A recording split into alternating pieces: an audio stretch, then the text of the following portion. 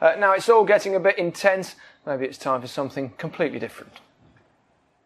Hi, I'm Ricky Gervais, and I've taken time out of my busy schedule filming extras, coming soon, to be here in Germany, to wish England the very best of luck. In fact, I'm with a couple of the lads now, Peter Crouch and Wayne Rooney. Thanks for having us, Rick. Hi, Pete. Yeah. Wayne. Hi, Wayne. All right. How's it going? What would you say to these people who are criticising you two playing up front together? They're saying it really can't gel because, you know, of the height difference. You said I'm lanky? No. You saying I'm short, like? No, I'm just saying that maybe with a long ball game that, you know, that might suit you, but it won't suit Wayne because he's not as good in the air. Well, you don't know what we're talking about. We've got a system. You don't know what you're talking about. So just send the ball in. Okay. Yeah.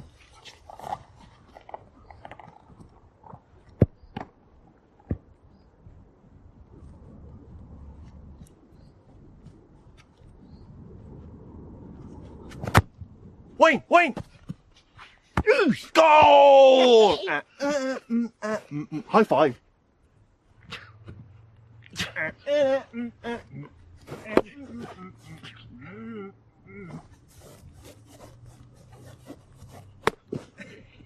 Wayne, you little... Oh dear, that's not going to work with a 4-5-1 formation, is it? I don't know what it is about little people like that. I just love them, man. I love them. Fantastic. How can you arrest him for saying he likes bacon? Have a look at what you can get arrested for chanting in Britain. I'm not resisting. I'm just trying to...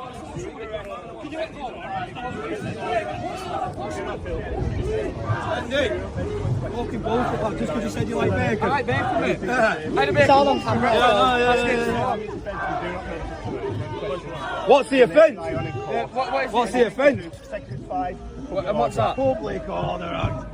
And what's that? You're not allowed to say you like bacon butties around here, lad. Can you explain that to me, please? Yeah, so it's anything that might be perceived to be racially abusive. Mate, listen. A full English breakfast, yeah? What does that consist of?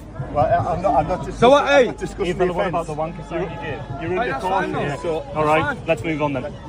Scum. Ben, take it. We can't put him in. You have to hold him here until. He'll be out in no time. Just wait here. Just wait him here. Just stop there. Stop. Are you with the other cereal? Sorry. No, I'm just with the ball. So apparently, you can't say, I love bacon. I love bacon. Well, you know what? I'm sorry, but I'm going to go out on a limb here, and at the risk of getting denied entry the next time I try and land at Heathrow, I love bacon too.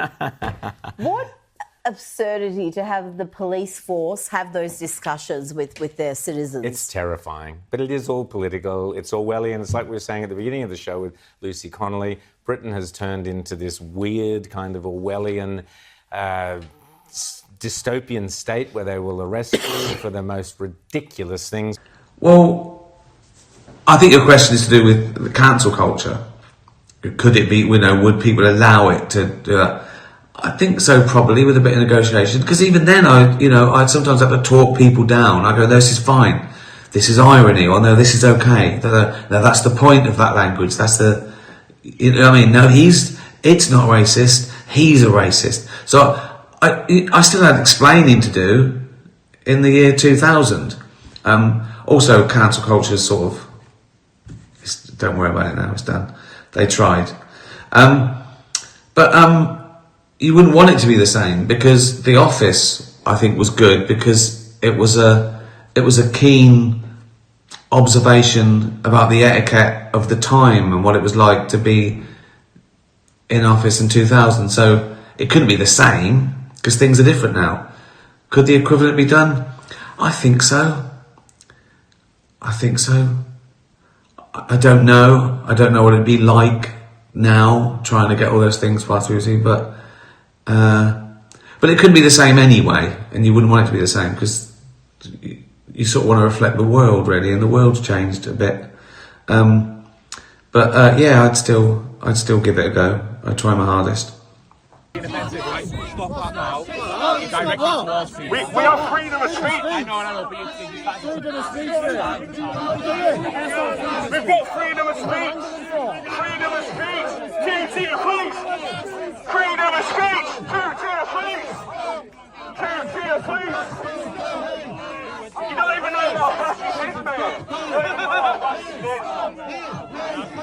We've had free speech for a very, very long time in the United Kingdom, and it will last for a very, very long time.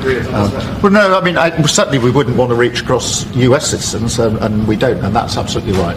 But in relation to free speech in the UK, I'm very proud of our history there. We discussed all this, though. My name's Frank McGuinness. I come from Britain's oldest colony. I was born in Dublin and grew up in the occupied north of Ireland. I'm here to suggest three things. The first is that the British Empire, or the so-called United Kingdom, is in a crisis. The crisis of Zionism is a crisis of this state, because this state is backing the genocide. The Brits are at it again. They are once more enacting a genocide. The second thing I am here to suggest is that the Palestinian people have a right to use armed force to resist the apartheid state. We must all loudly proclaim our support for the Palestinian right to use armed force in self-defense against the genocidal fascist regime. And the third thing I'm here to suggest is that we are all anti-Zionists now. There is no space for anyone to continue identifying with that fascist ideology. We must say it loud and clear. Zionism is fascism. We are all anti-fascist. We are all anti-Zionist.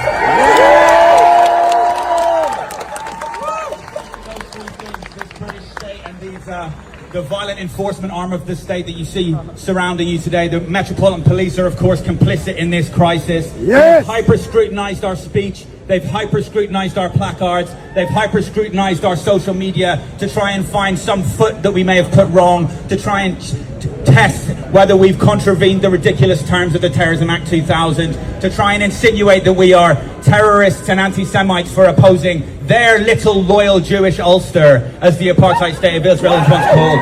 The British state is up to its neck in Palestinian blood. Yes. The blood will never wash off. Keir Starmer will forever be remembered as the war criminal at the top of the British Empire that presided over this genocide. Should not be on the inside of a dock. Keir Starmer will hopefully one day see the inside of a dock of a war crimes tribunal. See now his colleagues in the British Empire who did this to Palestinians. The Terrorism Act 2000 is in a complete legitimacy crisis, not just because of its use to try and attack the comrades in kneecap. They're using it to try and attack everyone. They've made an astonishing mistake in trying to ban my friends in Palestine Action. That group should never have been attacked in the way that it was. Those laws should never have been passed. The British state has no business lecturing anyone about violence. They have no business lecturing anyone about racism. They have no business lecturing anyone on how to resist colonialism. They are one of the most violently racist colonial empires in human history. They should sit down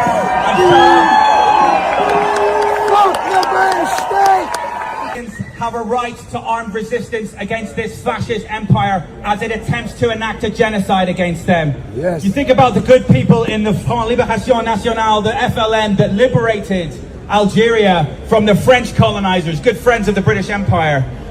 The people of Algeria fought with guns and with bombs against the people colonizing them at staggering cost to themselves. Let me remind you, it took 1 million Algerians, 1 million Algerian lives to drive those French colonizers out of Algeria. But they did it. It is one of the most successful instances of anti-colonial resistance in human history. No Pact Iran! We are all anti-fascist! We are all anti-Zionist now!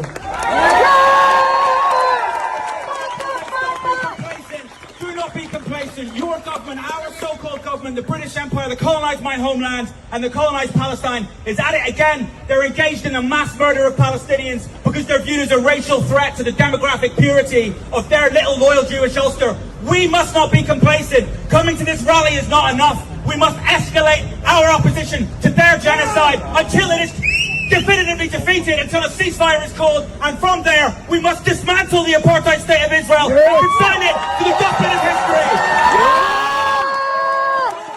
Glory to the resistance and its martyrs. Shoki Allah! Sufjan Stevens. The only thing. I use that as the last song on Series 2 of Afterlife. Beautiful. How are you? exciting times in America and for the rest of the world, I think. Which is a good thing, of course. Where are you watching this from? Stressed? Upset? It's not over yet. What are you upset about? I don't know whose side you're on. Going slightly mad. Crazy in the US. Forget the election. Forget all natural disasters. Forget that we're a dying species on a dying planet, circling a dying sun. Let's get to the important stuff. They kept telling you that Kamala was the candidate for women, but most women voted Trump, and overwhelmingly so in the case of white women. They kept telling you that women in America cared more about abortion than they did about the price of milk and eggs and housing and gasoline. They really believed that. But women in America need eggs and milk more often than they need an abortion. This rabid preoccupation with liberal nostrums, with a dogma more dogmatic than any of the Holy Roman Catholic and Apostolic Church. The dogma of liberalism is what has done them. They don't understand that the vast majority of people out there in America, in Europe, all over the Western world, the vast majority of people don't give a toss about all that. They're interested in their lives. It's the economy, stupid. It's the culture, stupid.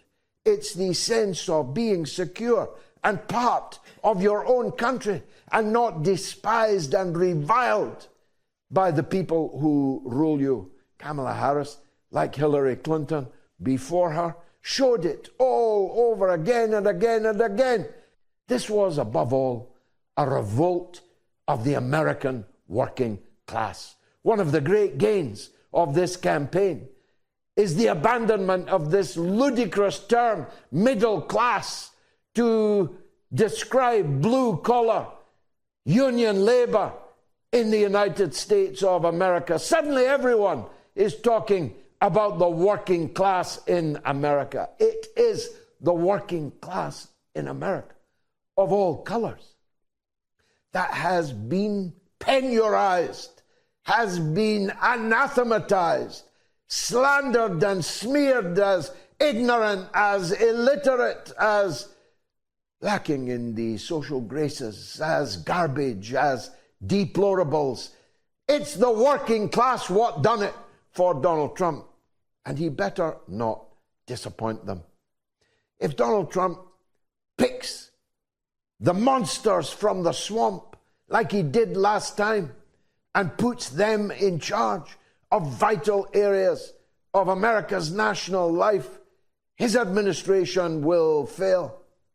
If he genuinely puts America first, he will succeed. He will make America great again. I say this with all love to the American people. Stay home and fix house.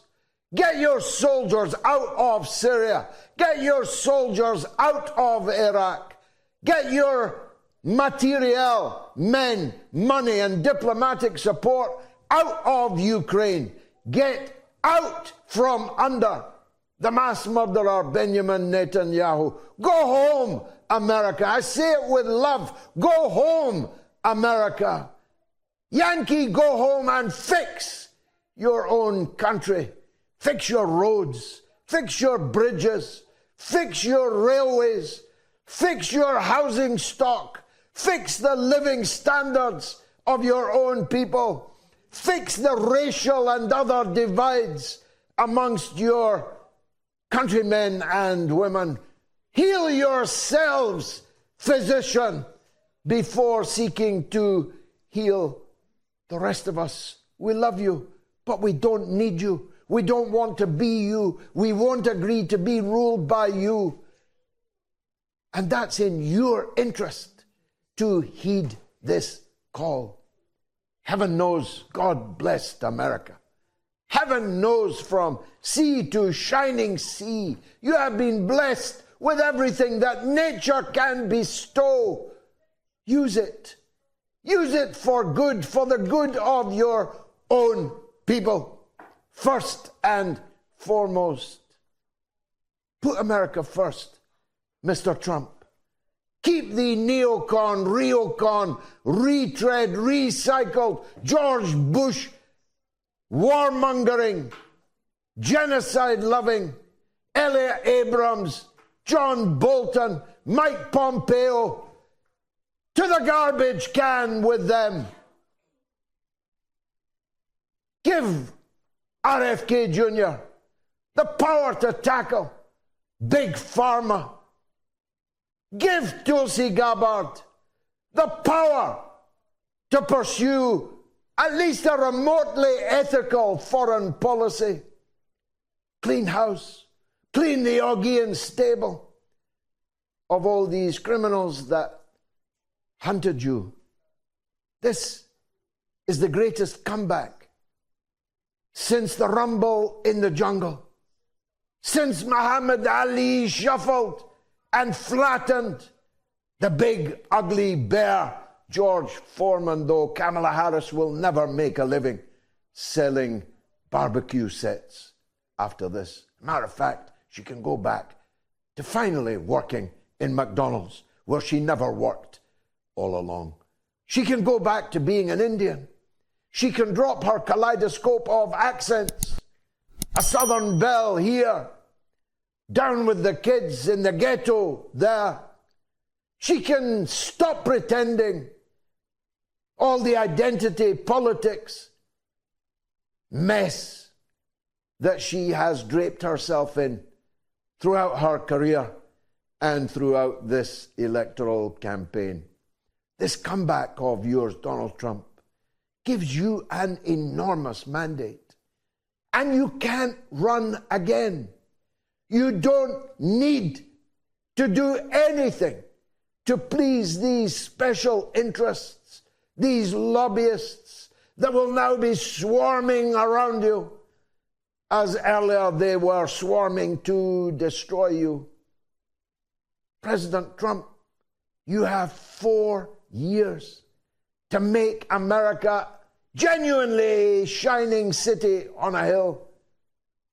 You'll be greatly helped by the mass exodus of all of those that promised they were leaving the country. Bono was going to leave life. He's going to drive a car off a cliff. Hundreds are gathering at cliff tops all over the country, waiting for him to show up and keep his promise. Tom Hanks is going to take a one-way ticket to Canada. Oh, well, there you go. That was a load of b****, wasn't it?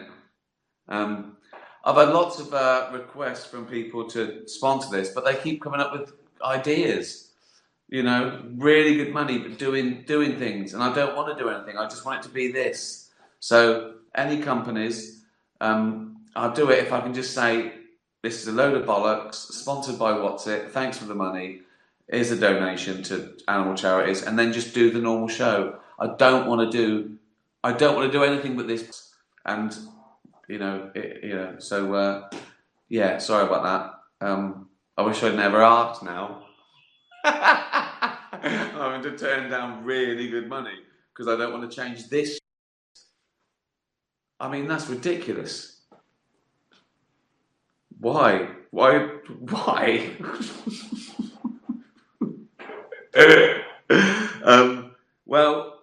let's stay sane. Be nice to animals. Cheers. How do I... Hold on, where's the thing to turn it off? It's gone. Oh no, it's still... Tatty bye, everyone. Tatty bye. Comedian Ricky Gervais has weighed into the US presidential election by poking fun at celebrities who claim they know best when it comes to politics.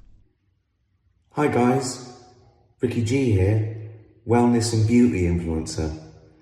As a celebrity, I know all about stuff, like science and politics. So trust me when I tell you who you should vote for. He went on to mock some of those in Hollywood for the over-the-top reactions we've been seeing when they endorse candidates and some of the fear that is getting spread aimed at anyone who may be thinking about voting for the other side. If you don't vote the right way, that's like a hate crime, and it makes me sad and angry, and I'll leave the country, and you don't want that. I promised myself I wouldn't get emotional, but you know what? You know what? We should be emotional. We should be upset. We should be scared and outraged. We should. Just like Kamala Harris, I too have been the underdog. I've been underestimated. My success belittled and discredited. I believe in every word that comes out of her mouth. She's passionate, she's compassionate, she shows empathy, and most of all, she is not delusional. Yeah. Kamala recognized that this country is at risk, that the economy needs to get stronger, that the cost of food and the cost of living is too high. Damn, it's even high for me. I believe her when she says, under her, buying eggs and milk won't break the bank. Look, I'm frustrated about a lot of things in this country. I'm sure you are too. But the other guy, he spent 4 years turning us against each other while embracing dictators and tyrants around the world. That's not who we are. We don't need to make America great again. Come on, we are great. The truth is this: Kamala Harris will protect your right to disagree with her about policies or ideas, and then, as we have done for centuries, we'll debate them. Something you need to know about this election and about why people lose their nut in America when their side loses. Put simply, this weekend, both sides are being told by their silos on the internet that they are definitely winning the election. David Brent is not Trumpian per se. Like, he has some qualities that people could see, like read into it and say. He is like Trump, but the big difference is that Trump's a winner. Right. You know, Trump gets his own way, and David Brent doesn't. Because deep down, David Brent is sort of a nice guy who just wants to be one of the gang. He doesn't have to be the best, he just wants to be in the ballpark. Do you know what I mean? He wants to be on the team. Yeah. People often say to me, they say, "Oi, Brent, you know, you're a philosopher. You're a leader of men. You're a great comedic mind. But is there anything you won't joke about?" And I always say, yes, they're handicapped. So I will not laugh at them or with them. It's a very strange example. I mean, it's not an example because there's never been anything quite like it. But Trump has more in common with David Brent than he has JFK. You know, he's a man who wants to be loved, who wants to be famous. You know, he was the host of The Apprentice. Yeah. You know, and he's clearly more ruthless than David Brent. And I think that's the difference. It's just harder. It's harder to have sympathy with him, I think. Where a communication is, as it were, merely offensive, grossly offensive, etc., then principles of free speech and free expression require there to be a high threshold and dictate that a prosecution is unlikely to be in the public interest in many of those cases. The jam, eating rifles, very apt at the moment in Britain. Let's not get political. Lovely day, wouldn't it? Let's get, you know, can't help it, can you? Everyone's political at the moment with, well, it's not even politics, is it? It's about hypocrisy. It's about why should we do what we're told if they're not. It's as simple as that. You've got to lead by example. Everyone agrees. Everyone agrees.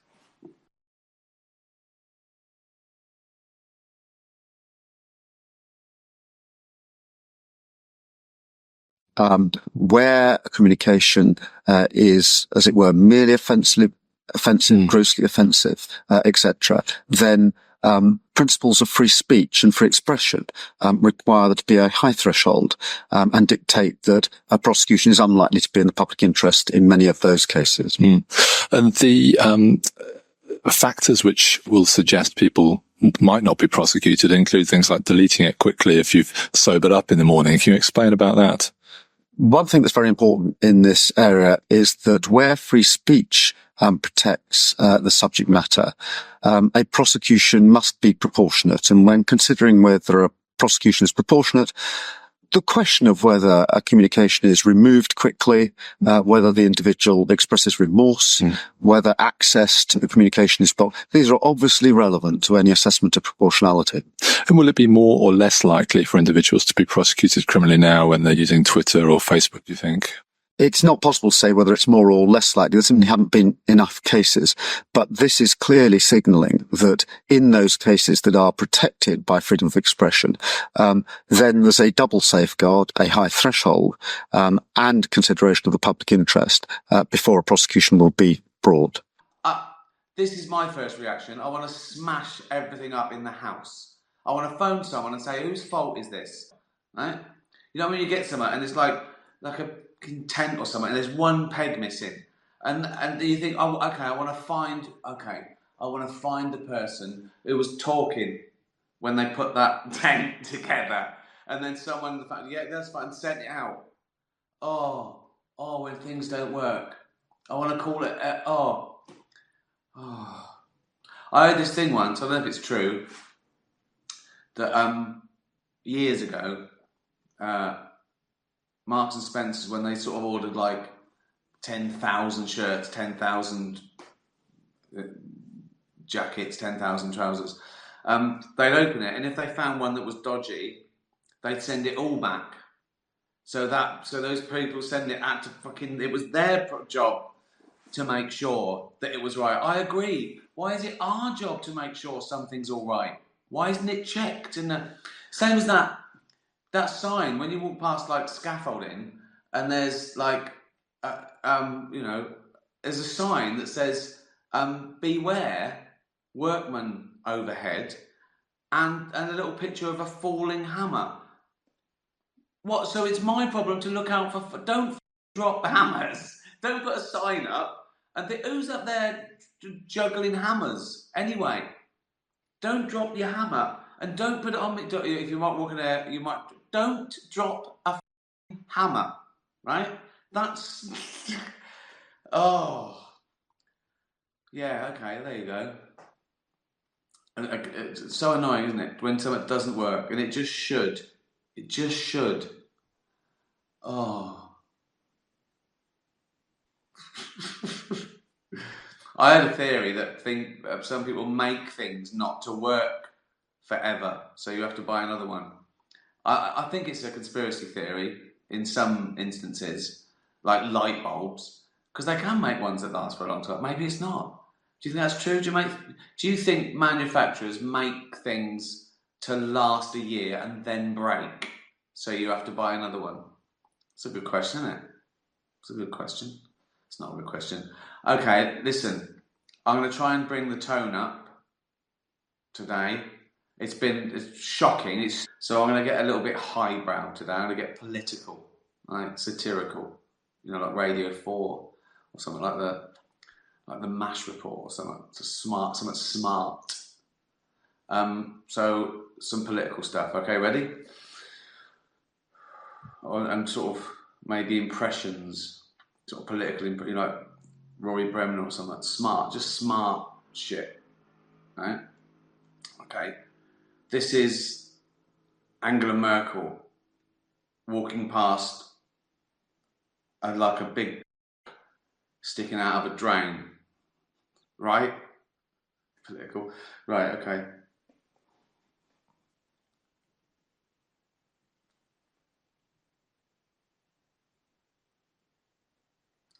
Angela Merkel, Jeremy Corbyn. Walking past they're all sort of meeting somewhere, and and he walks past and he sees this same sticking out of a drain, right? And Jeremy Corbyn's like this.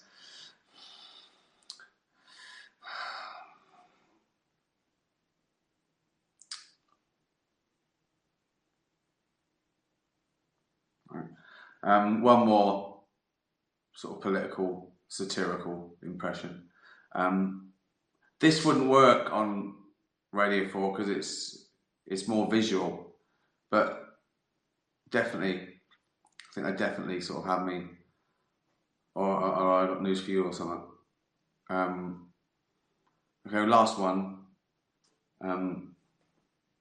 Kim Jong-un, right, walking past, right. He's all sort of hyper because he's going to test a rocket later. So he's all there with his sort of posse, and they're having a right laugh. They're having a right laugh, right? And then he.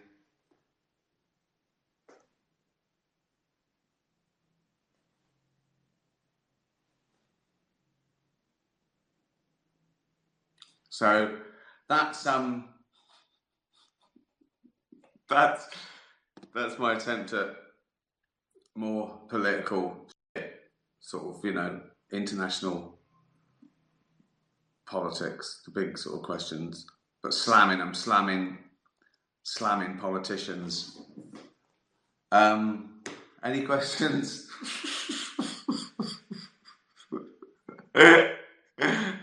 No. Oh. The Russian president saying that if Ukraine those into Russian territory, he would consider the U.S. and other NATO countries directly involved and therefore at war with Russia. I thought it was apt as we come out of a global pandemic and then some tries to start World War III. Typical. Cat Stevens, he's been with me forever. That's off the Teaser and the Firecat album, which is the first album I ever owned that was mine. Not the first one I bought with my own money. That was Stranded by Roxy Music. But that was the first one I owned. I think I'd asked for it. My sister got me it, and I think she said, I could have an album. Would it have been 1971, 72? What would I have been, 10, 11? Anyway, I still love it. And I don't know whether it's the nostalgia or that every song on it is amazing. But check it out. Teaser and the Firecat. Cat Stevens. Plug. Classic. It's only 50 years old. Topical.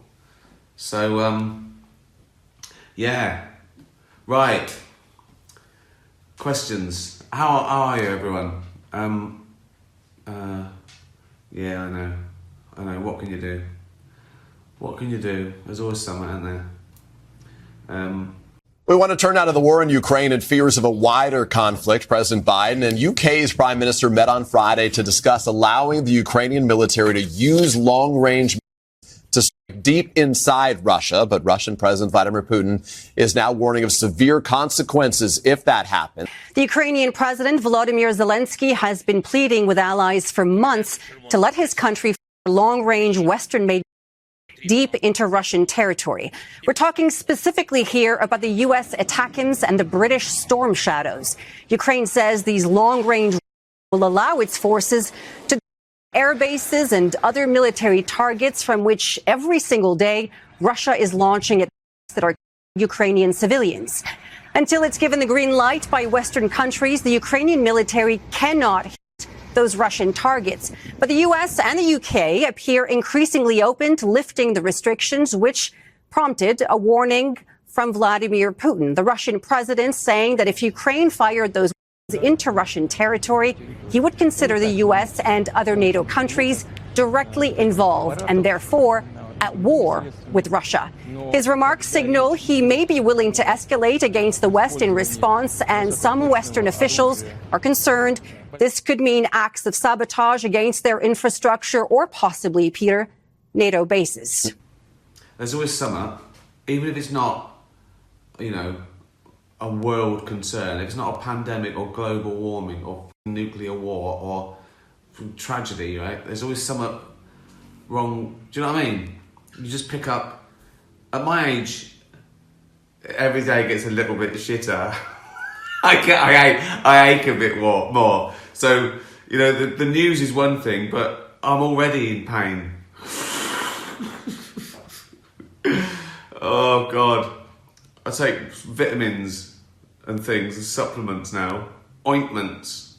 My latest, nothing I can do about it, but I've been trying to keep fit, which is harder and harder, right? So I go jogging or walking every day, depending on if I've got like my knees have thawed out, or I haven't got sprained ankle or bad back. I try and go running or walking every day. Yeah? And this is way too much information, right? I've just been putting I haven't been wearing pants unless I have to go on a chat show or something. I was only on a couple of those. So it's been nice to get up, take my pyjamas off, put on tracksuit bottoms, but you know, like joggers. I've got joggers clunge because it's a bit of chafing down there. So I put underpants on today. I thought if I could stop everything scrabbling around.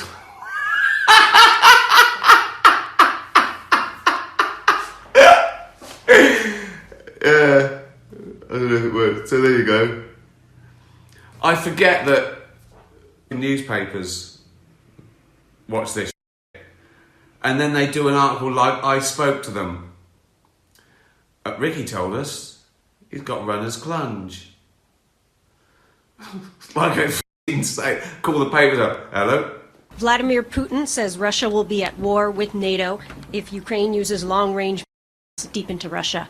How far into Russia do you think Ukraine should be able to strike?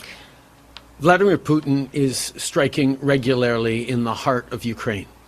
He's sending hospitals, at daycare centers, at families and communities across Ukraine, and it was his choice. His choice. Yeah, just pop this in your...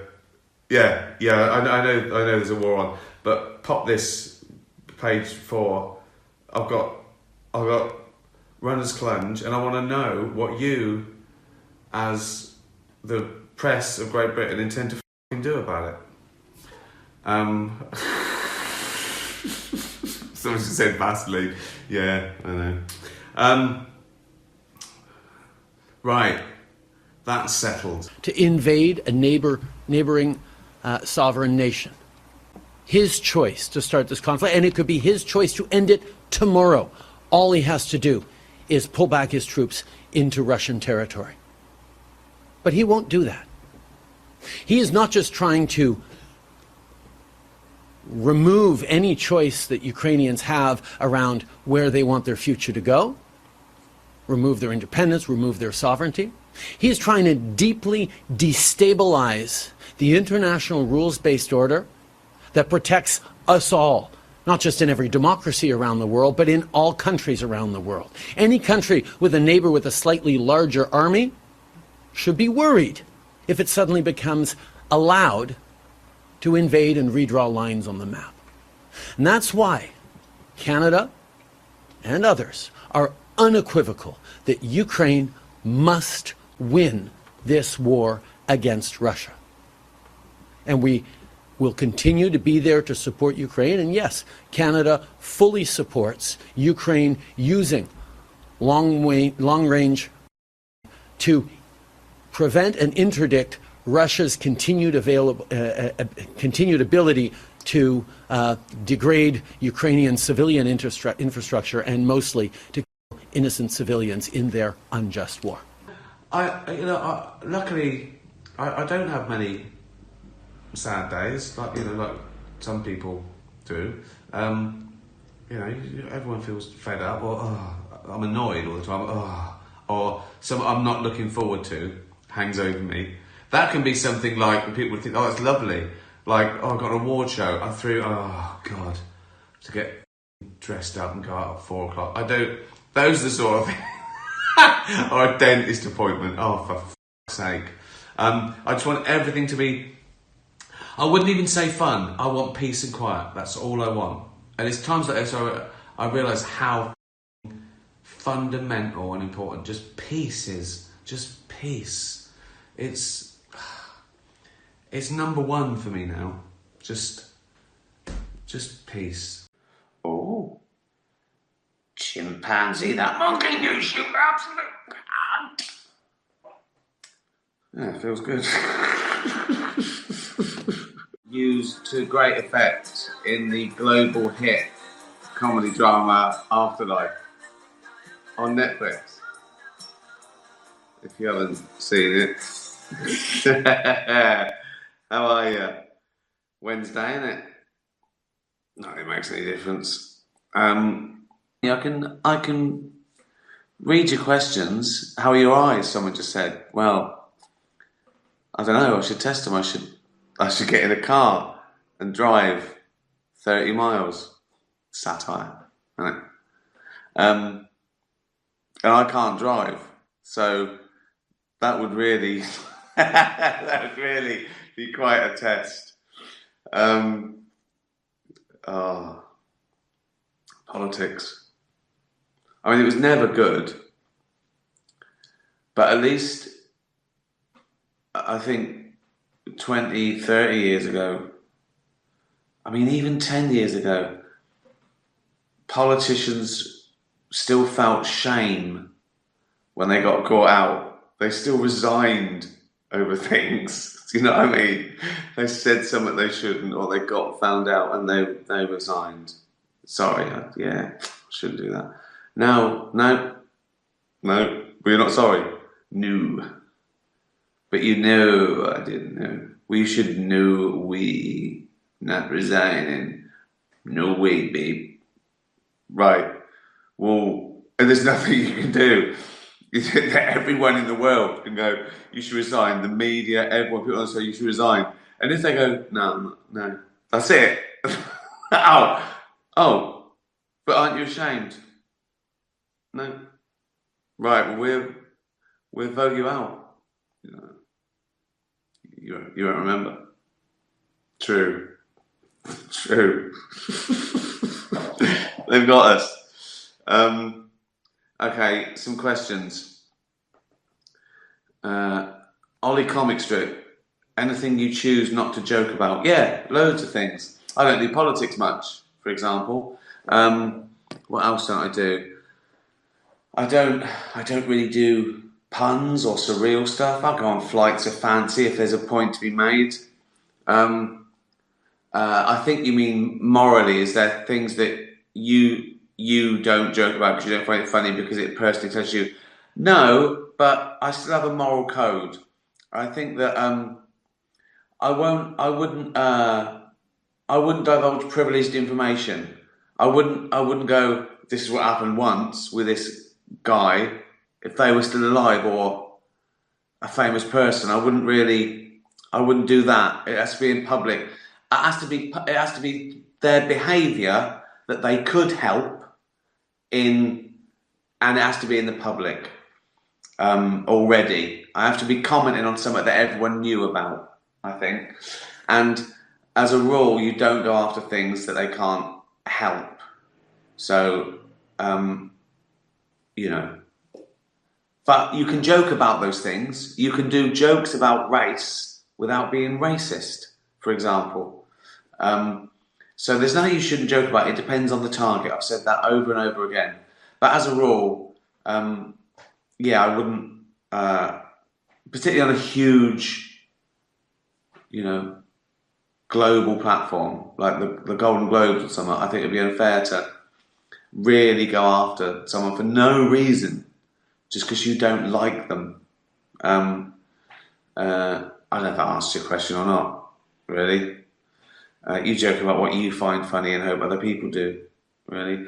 But I think the spirit of that question is also, here's another thing as well. I've said this before, that you shouldn't assume that a joke is a window to the comedian's true soul and thoughts. I'll pretend to be someone I'm not if that makes the joke better. I'll pretend to be right wing or left wing or no wing to enhance that joke, if that makes sense.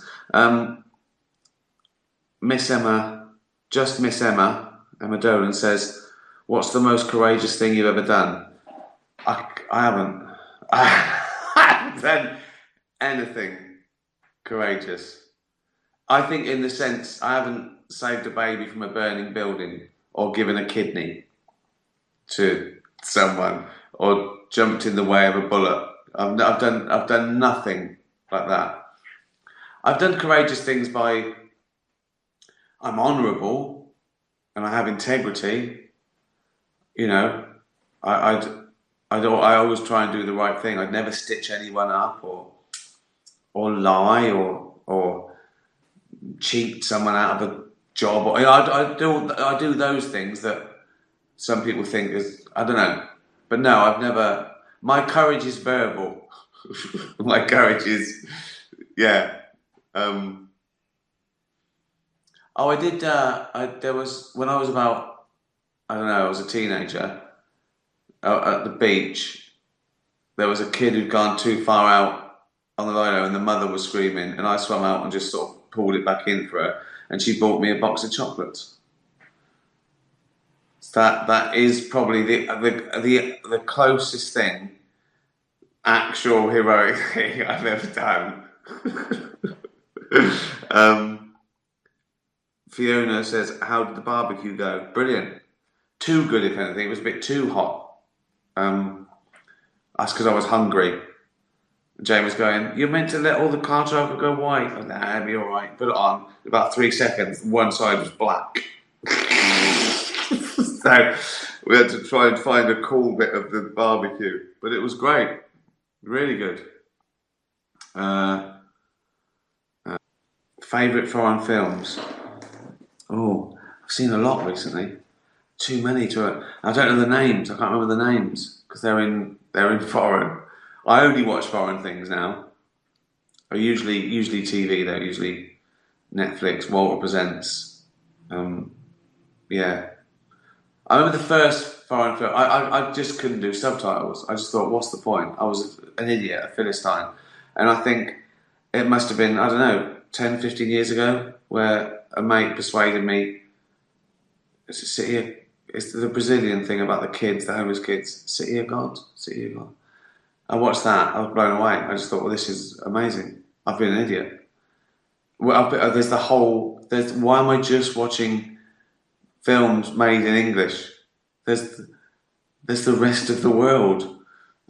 So yeah, that made me a convert. So that's the first one, I think.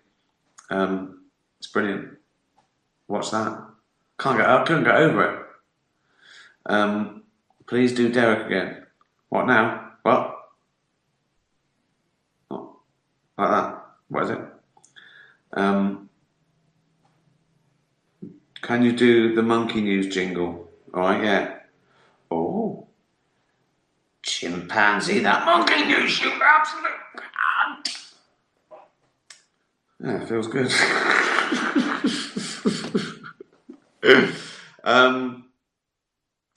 Right. Oh, I think a serious one before I forget. A Wildlife Aid are really in trouble. It's a great charity, and obviously it's even worse at the moment because they haven't got like staff and help, and the world's a bit weird. They save sort of injured animals in distress, and obviously their fundraising and donations have gone down because people are worried about themselves, which is understandable. But the cases have gone up.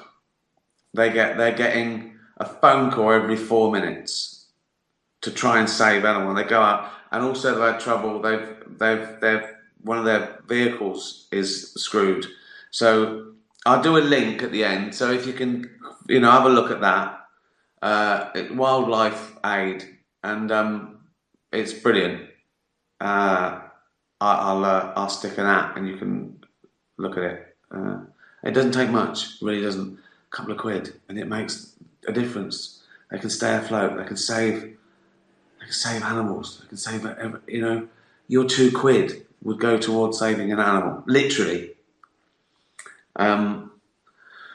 Life on the road follow up? No, I think honestly, it'd be too depressing to see Brent at nearly 60 still try. You know what I mean? It would be like a nightmare, like a weird nightmare. One of those things that you see on a documentary and you go, I can't watch this. I can't watch this.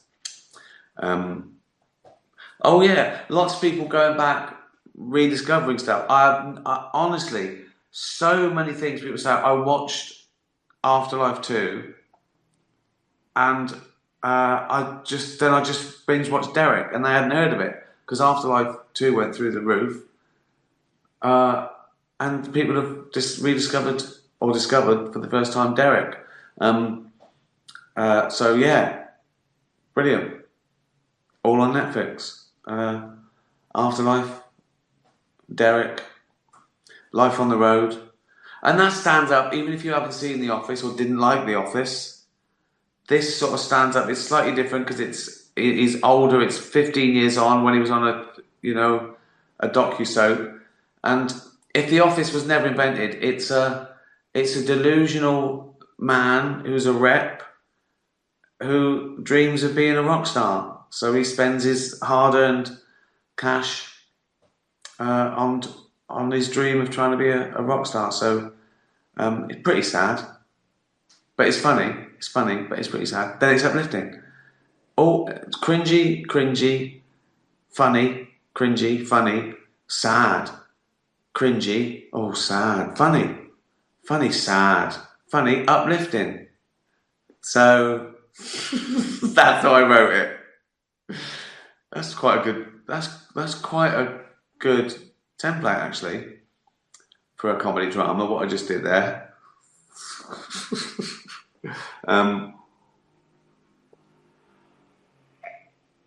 What would win, a goldfish or a guppy? Goldfish.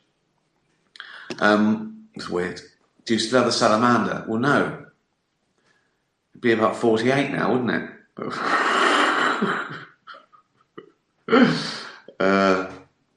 Just started watching Derek and loving it. Thank you.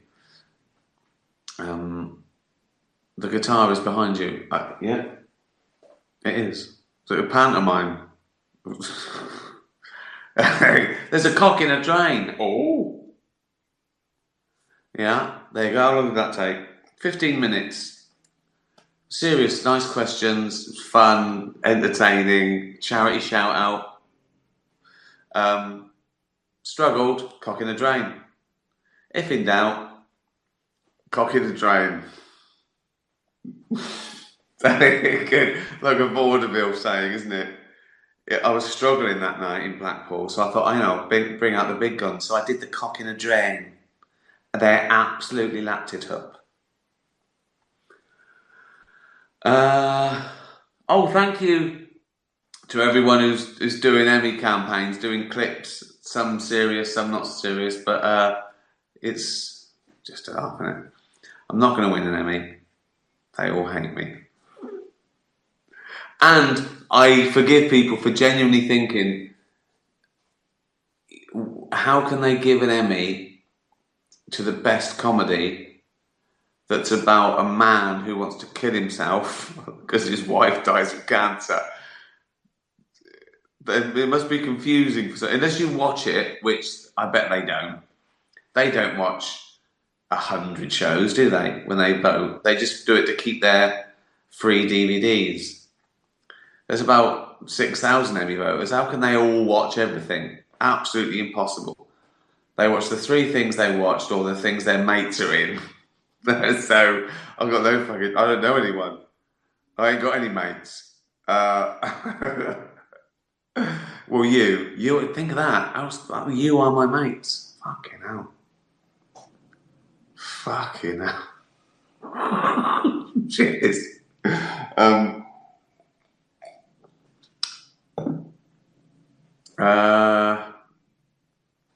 everyone say play a song. I can't play a song. The wig, the glasses, brilliant. We're going to do the Joe Rogan podcast. We were meant to do it in June when I was in LA for my gigs, which probably won't happen. Well, it won't happen, will they? I don't know. I can't see my audience because I have it in total blackness, so I can't see them, and I'm the one lit up. I have no idea what my demographic is. I couldn't do an average age. I've no idea. Just people. Comedy's usually quite blokey anyway, isn't it? Sort of like 70-30. So it's probably over half male, but then there's couples. I've no idea. It's probably, I don't know, probably doesn't change much of this. It's more people who go out, isn't it, really? That's the big divider. Some people just never go out. I know people that would never go to a comedy show or a band. They just, would never do that. Could you wish my girlfriend... I missed it. It was something like Shelby or happy birthday. My battery's running out. It's just warned me twice. It's at 10%. That this is ruining... That's ruining a great broadcast, isn't it?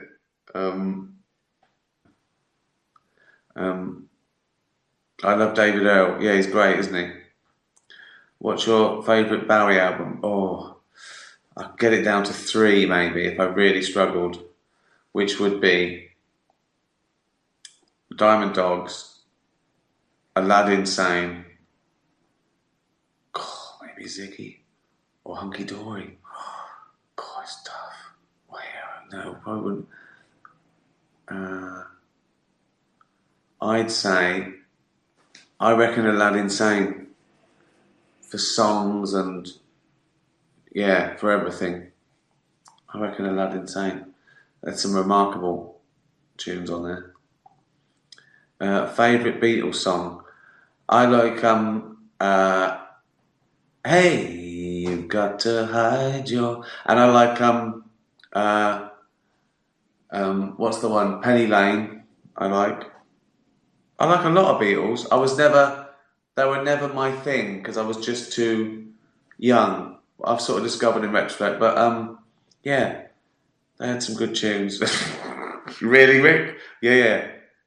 Hey, Rick says the Beatles are good. We should check it. The Beatles, yeah. He stuck his neck out there, isn't he? Yeah, they're good. I love David Icke. Someone just said. Good luck to him. Right, we've run out of shit, haven't we? I'll do a link to that charity. Thanks for tweeting me about Afterlife. Keep those coming. Particularly the clips that you like, and I like it. And the GIFs. There's so many GIFs now. They really make me laugh. Where someone's just taken one thing. And I've seen them reply to someone with just the GIF. So it's just awful that one of the characters has said. Stay safe. And let's hope it all goes back to normal soon. Tatty bye, everyone. Tatty bye.